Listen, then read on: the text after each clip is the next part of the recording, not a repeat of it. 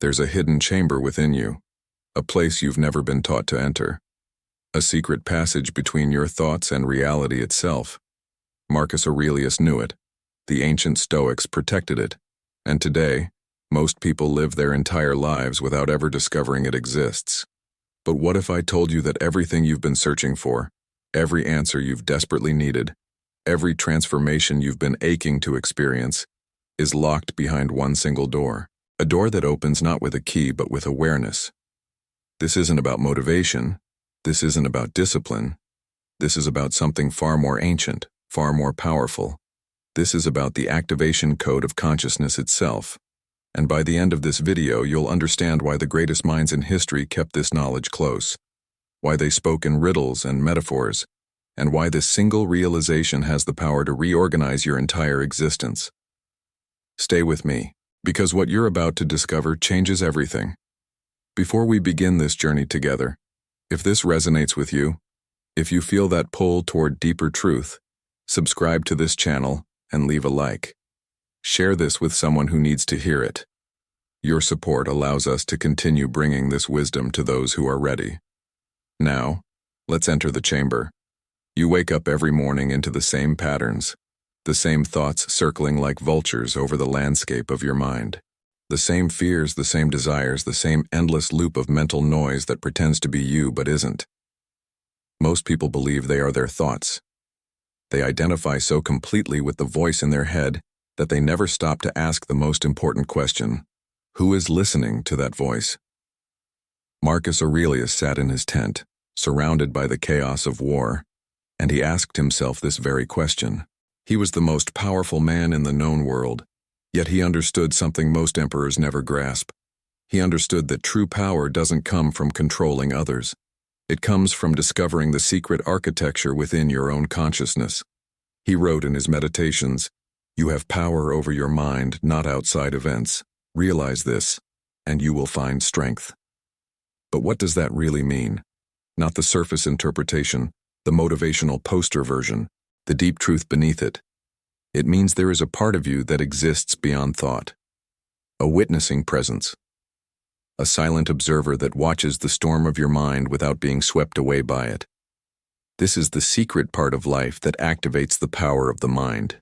Not more thinking, not positive affirmations or mental techniques, but the discovery of the space between your thoughts where true consciousness lives. Think about this for a moment. Right now, as you listen to these words, there are thoughts arising in your mind. Commentary, judgment, agreement or disagreement. But underneath all of that, there is something watching those thoughts happen. Something that exists before the thought, during the thought, and after the thought passes. The Stoics called this the inner citadel, the fortress of awareness that no external circumstance can breach. And once you discover it, once you learn to rest in that space, everything changes. Because from that place, you're no longer reactive. You're no longer controlled by your conditioning, your past, your fears. You become the conscious creator of your experience rather than the unconscious victim of it. This is what Aurelius meant when he said, "The universe is change. Our life is what our thoughts make it." Not that you can think your way to happiness, but that by discovering the source of thought itself, you gain access to the fundamental creative force of existence. There's a story about a man who spent his entire life searching for treasure. He traveled to distant lands, climbed mountains, dove into oceans, consulted with sages and mystics. He exhausted himself in the pursuit. And one day, broken and defeated, he returned home. As he sat in his garden, weeping over his wasted years, he noticed something strange. A corner of the ground looked different. Curious, he began to dig, and there, buried beneath his own home, was the treasure he'd been seeking all along. This is the human condition. We search everywhere for peace, for fulfillment, for power, for meaning. We look to relationships, to achievements, to possessions, to experiences. We believe that if we just get the right thing, accomplish the right goal, become the right person, then we'll finally feel complete. But the secret the Stoics discovered is this: you are already complete. The treasure is already within you. The search itself is what blinds you to its presence. Your mind has been conditioned from birth to seek outside itself. Society trains you to believe that happiness comes from external validation, that your worth is determined by what others think, that security comes from accumulation, that identity comes from the roles you play, and so you spend your life building a false self, a persona constructed from beliefs, memories, fears, and desires. You protect this false self desperately because you believe it's who you are. You defend your opinions, your reputation, your self-image. You experience anxiety when it's threatened and pride when it's validated. But Marcus Aurelius understood something radical. He understood that this constructed self, this ego identity, is nothing more than a collection of thoughts, a story you tell yourself about who you are. And the moment you see through that story, the moment you recognize it as fiction rather than truth, you gain access to something infinitely more powerful: your true nature, the unconditioned awareness that exists before all stories, all identities, all psychological constructs. This is the illusion that binds you, not external circumstances, not other people, not your past or your limitations, but the belief that you are the character in your own story, rather than the consciousness experiencing the story. And the moment you break free from this illusion, you activate a power that has been dormant your entire life. The power to choose your response to any situation, the power to remain centered in the midst of chaos, the power to create meaning rather than search for it. There is only one moment where power exists, not yesterday, not tomorrow, but right now. This present instant. Everything else is memory or imagination, past or future, neither of which actually exists except as thought in this moment. Yet we spend almost our entire lives lost in time, replaying the past, rehearsing the future, never actually here. Marcus Aurelius wrote, "Confine yourself to the present, not as a limitation, but as a liberation, because when you are fully present, when your awareness is completely absorbed in the now, something extraordinary happens. The constant mental noise quiets. The anxiety about the future dissolves. The regret about the past loses its grip. And in that silence, in that stillness, you discover the secret doorway. Most people experience presence only in fragments, during moments of intense beauty or danger, moments that shock them out of their habitual thinking. A sunset that takes their breath away, a near accident that floods them with adrenaline, a kiss that makes time disappear. In those moments, they touch something real, something beyond the conceptual mind, and they feel more alive than they have in years. But what if you could access that state at will? What if instead of waiting for life to force you into presence, you could choose it? This is the practice the Stoics cultivated, not as a technique, not as something to achieve, but as a remembering, a coming home to what you've always been but forgotten. The secret is simple but profound. Bring your attention to the only thing that exists in this moment, your direct sensory experience, the feeling of your breath moving in and out, the sensation of your body sitting or standing, the sounds around you, the space in which everything appears. When you do this, when you anchor your awareness in present sensation rather than mental narrative, something shifts. You fall out of the dream of thought and into the reality of being. And from this place, from this ground of present awareness, you gain access to a power your thinking mind can never provide. Clarity, intuition, spontaneous right action. Because you're no longer filtering reality through layers of conditioning and belief. You're perceiving it directly. And in that direct perception, wisdom arises naturally. This is why Aurelius could lead an empire, face countless challenges, navigate political intrigue and military campaigns, yet remain centered, because he understood that power doesn't come from having all the answers. It comes from being present to what is, exactly as it is, without the distortion of judgment or resistance. Here's a truth that will set you free or disturb you deeply, depending on how ready you are to hear it. Resistance is the source of all suffering, not the external situation, not the circumstance itself, but your resistance to it. Your mental rejection of what is. Your belief that this moment should be different than it is. You've been taught to fight against reality, to label experiences as good or bad, desirable or undesirable, to cling to pleasure and push away pain, to control, manipulate, and force life into the shape you believe it should take. And this strategy has created a war within you, a constant tension between what is and what you think should be. And that tension is exhausting you. Marcus Aurelius faced this truth directly. He was given a position of ultimate power, yet his reign was marked by war, plague, betrayal, and personal tragedy. He lost children. He faced military defeats. He dealt with conspiracies and corruption. By conventional measures, his life was filled with circumstances worth resisting. Yet he wrote, "A man's worth is no greater than his ambitions." And his greatest ambition was not to change what he couldn't control, but to accept it completely while acting with integrity within it. This is the alchemy the Stoics discovered. When you stop resisting reality, when you fully accept what is without judgment, something miraculous happens. The situation doesn't necessarily change, but your relationship to it transforms entirely. The suffering dissolves, not because you've become passive or defeated, but because you've stopped adding psychological pain to the situation. You've stopped making it about you, about your story, about what you think it means. There's a profound difference between acceptance and resignation. Resignation is passive defeat. It's the belief that nothing can change, so why try? But acceptance is active engagement with reality. It's saying yes to what is while simultaneously taking whatever action is appropriate from a place of clarity rather than resistance. Think of it this way. Imagine you're swimming in the ocean and you get caught in a riptide. If you panic and fight against the current, you exhaust yourself and drown.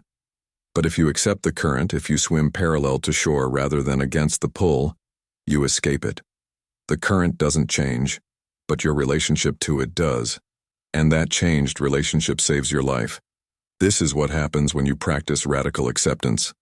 When someone criticizes you, instead of defending your ego, you accept the feeling that arises. You don't identify with it, but you don't resist it either.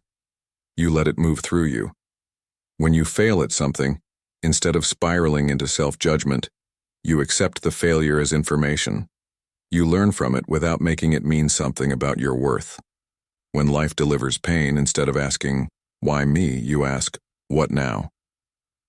You accept the reality of suffering while refusing to suffer unnecessarily through resistance. This is the secret activation code.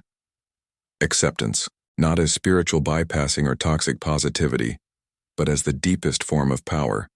Because when you stop fighting reality, all that energy you were using to resist becomes available for creation, for response, for transformation.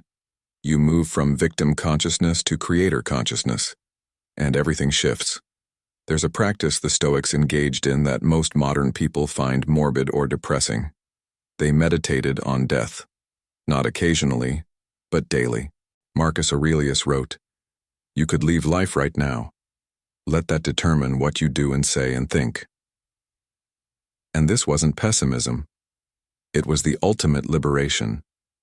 Because when you truly confront your mortality, when you allow yourself to feel the reality that this life is temporary, that you have a finite number of breaths remaining, something awakens. The trivial falls away. The petty concerns that consume so much of your mental energy reveal themselves as meaningless. The grudges, the comparisons, the need to be right, the fear of judgment.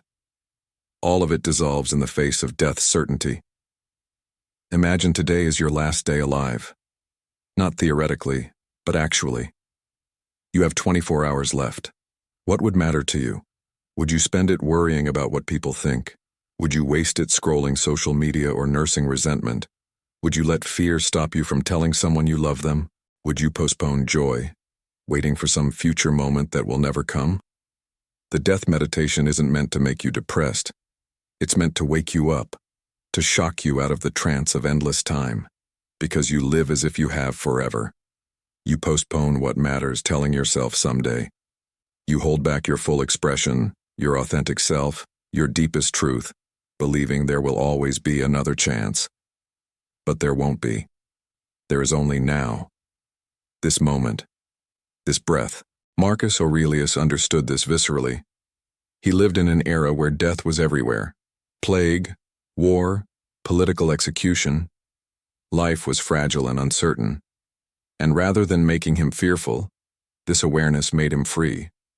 Because when you know, truly know that death is coming, you stop pretending. You stop performing. You stop living according to scripts written by others. You begin to make choices based on what actually matters rather than what you've been conditioned to pursue. You say what needs to be said. You do what calls to you. You love without holding back. You create without waiting for permission. You live as if this moment is all you have, because it is. This is the secret power the death meditation activates. It strips away everything false, everything unnecessary, everything that obscures your true nature. And what remains is essence, pure being, unconditioned awareness. The part of you that has never been born and can never die.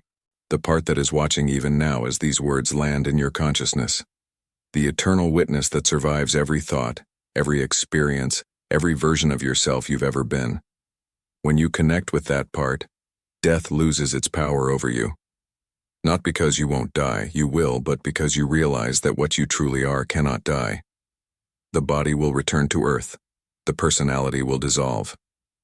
But consciousness itself, the awareness that is experiencing this moment, that is eternal, and touching that eternity, even for an instant, changes how you live every remaining day. Modern life is designed to eliminate discomfort. Every inconvenience has a solution. Every desire has instant gratification. You're cold? Adjust the thermostat. You're bored? Reach for your phone. You're lonely? Scroll through feeds of artificial connection. You've been conditioned to believe that comfort equals happiness, that ease is the goal, that life should be frictionless. But the Stoics knew something different. They knew that comfort is a prison, that when you avoid all discomfort, you become weak, fragile, unable to handle the inevitable challenges life will bring. And so they practiced something radical, voluntary discomfort. They intentionally chose difficulty when ease was available, not out of masochism, but out of wisdom.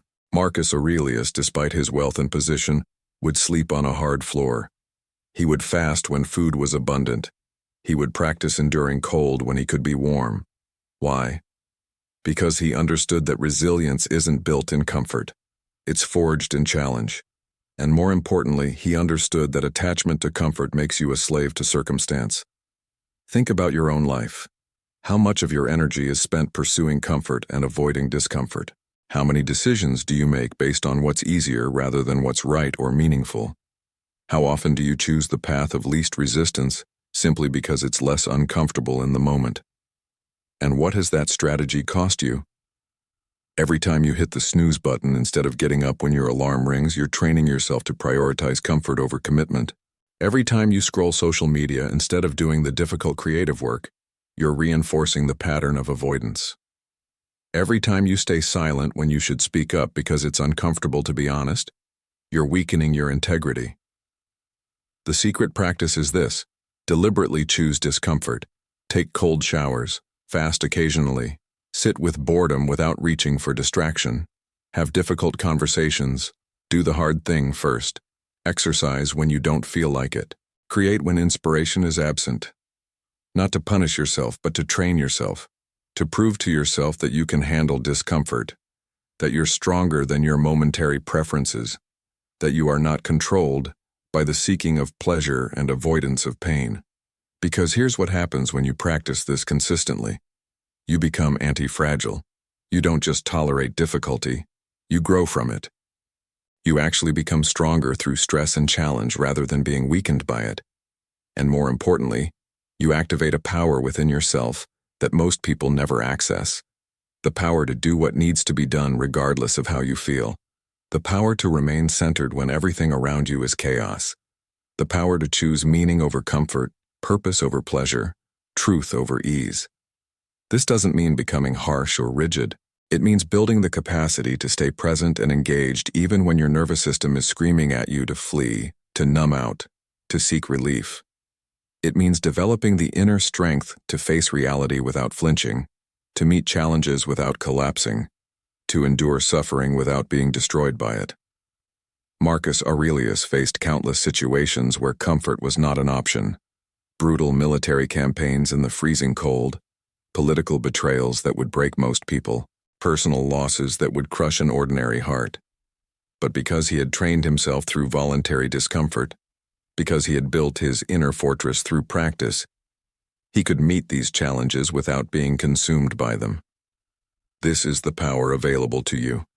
Not someday, not when conditions are perfect. Right now. Through the simple practice of choosing discomfort when comfort is available. Through building your capacity to handle difficulty. Through proving to yourself again and again that you are more powerful than your circumstances. You cannot see your own face without a mirror, and you cannot see your unconscious patterns without relationships. Other people are the mirrors that reflect back to you everything you haven't yet integrated, everything you haven't yet healed, everything you're still running from within yourself. This is why relationships are so challenging and so transformative. Because they trigger you. They expose your wounds, your defenses, your shadows. And your automatic response is to blame them.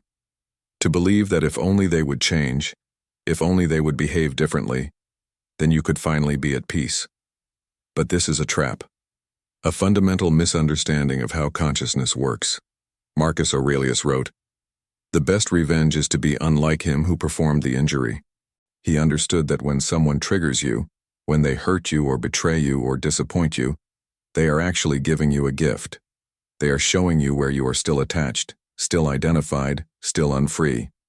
They are revealing the parts of your psyche that are still caught in patterns of reaction rather than response. Every person who irritates you is teaching you something about yourself. That colleague who dismisses your ideas, they're showing you where you still need external validation, where you haven't yet anchored in your own worth. That partner who doesn't meet your needs, they're revealing your expectation that someone else should complete you. That happiness comes from outside yourself. That family member who criticizes you, they're exposing the parts of yourself you haven't accepted, the ways you're still performing for approval. This doesn't mean the other person's behavior is acceptable. It doesn't mean you shouldn't set boundaries or remove yourself from toxic situations. But it means that before you react, before you attack or defend or withdraw, you pause. You look in the mirror. You ask yourself, what is this situation showing me about myself? What part of me is activated right now? What old wound is being touched? What belief is being challenged? Because here's the secret. You can't change other people. You can't control what they do or don't do, but you can change your relationship to what they do. You can heal the part of you that reacts. You can integrate the shadow that's being triggered. You can use the relationship as a crucible for your own transformation. The Stoics understood that difficult people are your greatest teachers, not the ones who support and validate you, though they have their place, but the ones who challenge you, confront you, push your buttons, because they force you to grow. They don't let you stay comfortable in your patterns. They reveal where you're still asleep, still unconscious, still operating from conditioning rather than awareness. There's a practice here.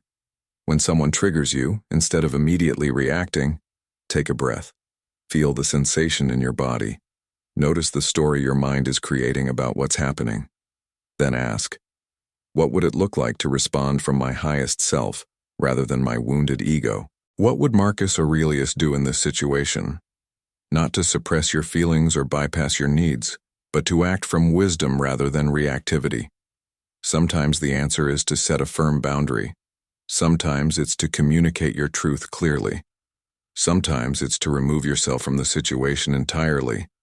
But whatever action you take, it comes from a place of centered awareness rather than triggered emotion. And that makes all the difference. Because when you respond rather than react, when you use relationships as mirrors rather than battlegrounds, something shifts. You stop being a victim of other people's behavior. You stop giving away your power to external circumstances. You become the conscious creator of your relational experience.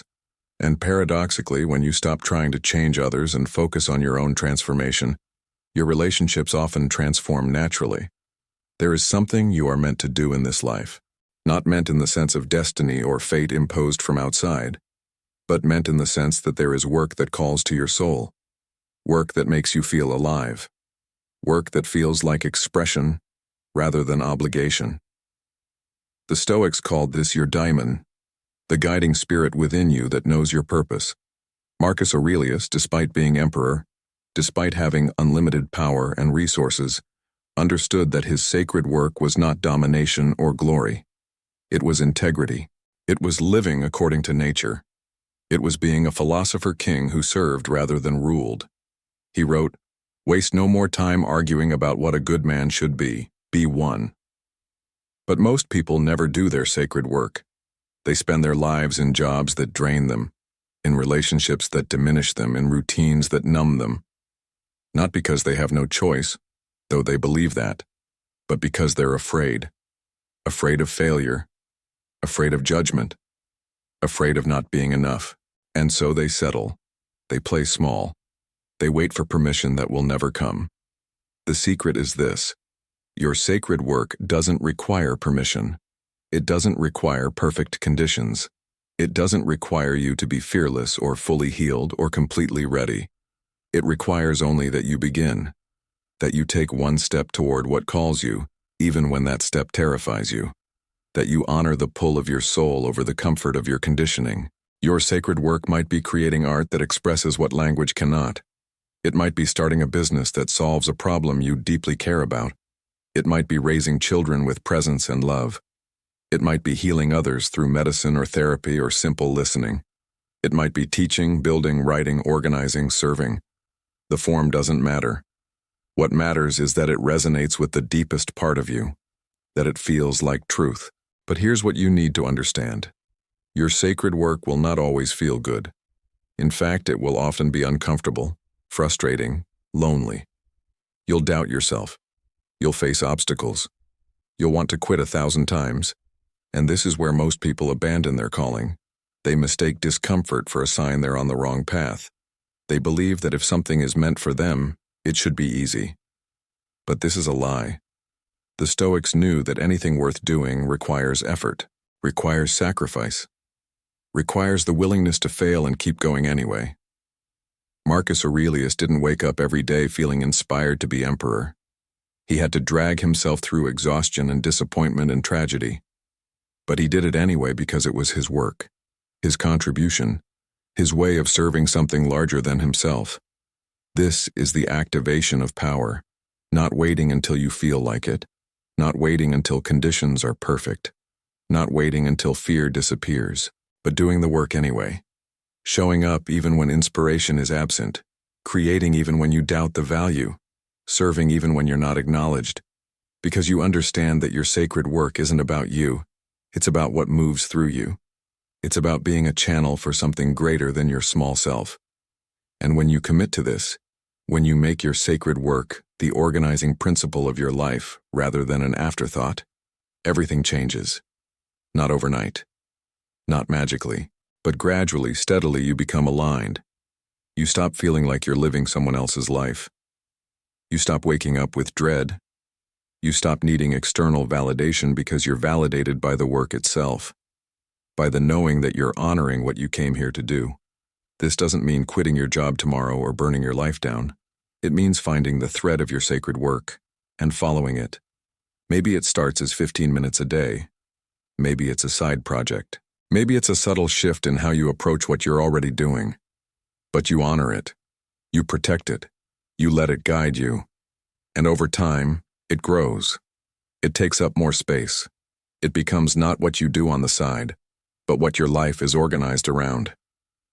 There's a realization that comes when you've practiced these principles long enough, when you've sat with death and accepted what is, when you've chosen discomfort and used relationships as mirrors, when you've committed to your sacred work and discovered the witness within.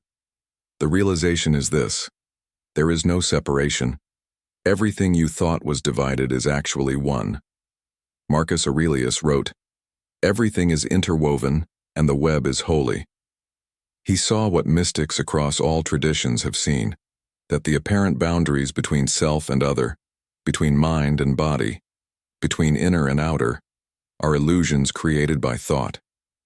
That underneath the surface appearance of separation, there is a unified field of consciousness expressing itself in infinite forms. This isn't abstract philosophy. It's direct experience available to you right now. When you quiet your mind completely, when you drop beneath the layer of conceptual thinking, you discover that the sense of being a separate self inside your head looking out at a world out there is a construct, a convincing one, but a construct nonetheless. What's actually happening is that consciousness is arising as both the observer and the observed, as both the knower and the known, as the entire field of experience without division. And when you touch this truth even for a moment, everything changes. Because you realize that what you do to another, you do to yourself. That when you judge someone, you're judging an aspect of your own consciousness. That when you love someone, you're recognizing yourself in another form. That there is no them and us. There is only the one awareness appearing as many. This is why the Stoics emphasized living according to nature. Not nature as in trees and rivers, though that too, but nature with a capital N. The fundamental intelligence that orchestrates reality, the logos, the pattern, the unified field that some call God, some call consciousness, some call the Tao. Different words for the same recognition. You are not separate from this. You are an expression of it, a wave in the ocean pretending to be separate from water. When you live from this understanding, everything becomes sacred. Every moment becomes charged with meaning, because you recognize that what's happening through you is the universe becoming conscious of itself. That your particular perspective, your unique expression is necessary. That you're not a mistake or an accident, but an essential note in the symphony of existence. This doesn't make you special in the egoic sense. It makes you humble. Because you see that everyone else is equally essential. That the person who triggers you and the person you admire are both expressions of the same consciousness. That the beggar and the emperor are equally divine. That nothing is outside the unified field. Nothing is separate from what you are. And from this place, from this recognition, compassion arises naturally. Not as a moral imperative, but as a spontaneous response. Because when you see yourself in another, when you recognize that their suffering is your suffering, their joy is your joy, you can't help but respond with care, with kindness, with the understanding that we're all in this together, that we're all faces of the same infinite awareness learning what it is through the contrast of experience. Marcus Aurelius governed from this understanding. He didn't see his enemies as other, he saw them as parts of the whole caught in confusion, and so his response was not hatred but pity, not revenge but justice tempered with mercy, not domination but service, because he understood that to harm another is to harm yourself, that to lift another is to lift yourself. That separation is the only true disease, and recognition of unity is the only real healing. So here we are. You've journeyed through the hidden architecture of consciousness, through the illusion that binds, through acceptance and death and discomfort and relationship and sacred work and the unified field. You've encountered the wisdom Marcus Aurelius discovered 2,000 years ago and left for you in his meditations. But wisdom is not knowledge. Wisdom is not understanding. Wisdom is what happens when knowledge becomes lived experience. The secret part of life that activates the power of the mind is not a technique. It's not a hack. It's not something you acquire or achieve. It's a remembering, a recognition, a shift in identity from the constructed self to the awareness that's been watching the construction all along. And that shift happens not through more thinking, but through direct experience, through practice, through the willingness to die to who you thought you were, so that what you actually are can emerge. Every morning you wake up is another chance, another opportunity to live from truth rather than conditioning, to respond rather than react, to create rather than consume, to serve rather than seek, to be rather than become. But the choice is yours. No one can force this shift. No one can save you from yourself. This is your journey, your activation, your awakening. Marcus Aurelius understood that the greatest battle is not fought on external battlefields, but in the inner terrain of consciousness. That conquering nations means nothing if you haven't conquered your own reactivity, your own fear, your own identification with illusion. He lived in the most powerful position in the world, yet understood that true power comes from within, from the unshakable center that remains when everything external is stripped away. You have that center within you right now. You've always had it. It's been buried beneath layers of conditioning, beneath stories and beliefs and identifications. But it's there, waiting, patient, eternal. And the moment you stop looking outside yourself for salvation, the moment you turn your attention inward and discover the witnessing presence that's been there all along, that's the moment everything changes. This isn't the end. It's the beginning.